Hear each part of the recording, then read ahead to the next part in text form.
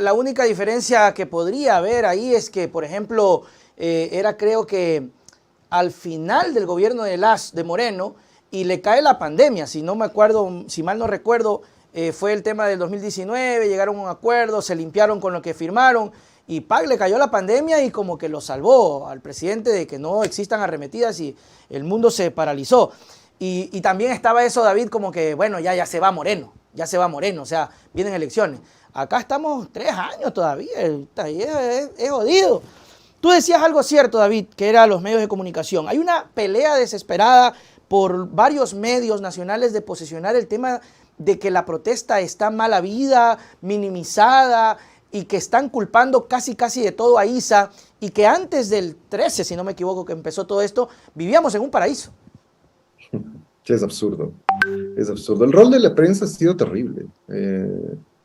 Hay una frase que la suele repetir Correa, que a mí me parece que es muy interesante. Suele decir, la prensa, una buena prensa es fundamental para la democracia, pero una mala prensa es un desastre para la democracia. Y nosotros lo que tenemos es eso, ¿no? Una mala prensa, lo hemos visto en estos días, es en realidad, insisto, es un aparato de propaganda. No están haciendo periodismo. O sea, hay gente que lo que hace es repetir noticias falsas para desatar el odio, la persecución política. ¿Qué clase de periodismo puede ser ese? Se refiere, David, Pero, ¿te refieres a Paola Pavón? el caso de Paola Pavón, ¿no? Y el movimiento indígena, porque han intentado vincular a ambos. El problema es que el Ecuador no vive en democracia, o sea, vive una democracia que está en soletas, una democracia que está en ruinas, y ese es el problema. La posición de la prensa demuestra precisamente, la prensa hegemónica, ¿no? De la prensa de derecha, demuestra precisamente que esa situación. No hay democracia, lo que ahí se hace es propaganda, no un debate público abierto, equilibrado, objetivo, investigativo. El discurso de la derecha, el gobierno, los medios de comunicación, esa facción que yo creo que es importante, no creo que es mayoritaria, pero es importante, esa facción de la población que se ha fascistizado terriblemente y que enarbola un discurso fascistoide, lo que repiten todos esos sectores es una mirada del mundo, una mirada de la sociedad ecuatoriana, de los conflictos, absolutamente antidemocrática. Voy a poner un ejemplo que me parece el más significativo. Dale. Es la idea de lo que ocurre en Quito, ¿no? Yeah. Cuando empezó el paro, la posición de los sectores que marchan en las Shiris, en Cumbayá, etcétera, es los quiteños tenemos que responder, como si quienes estuvieran en las calles no fuesen quiteños. Claro, terrible. Un detalle que me parece importante de este paro, en estos días ha habido el que yo catalogaría, casi sin temor a equivocarme, como la rebelión de barrios populares más importante de las últimas décadas en Quito. Quiteños que están en los lugares donde los señores de Cumbayá, etcétera, protestan, han llegado recién, y esos quiteños, los que salen a protestar, son los de las comunas, que están ahí, quién sabe, desde el tiempo prehispánico. Claro. Y ellos son los extraños, ¿no? Ellos no son quiteños, que han vivido ahí por centenares de años, por lo menos.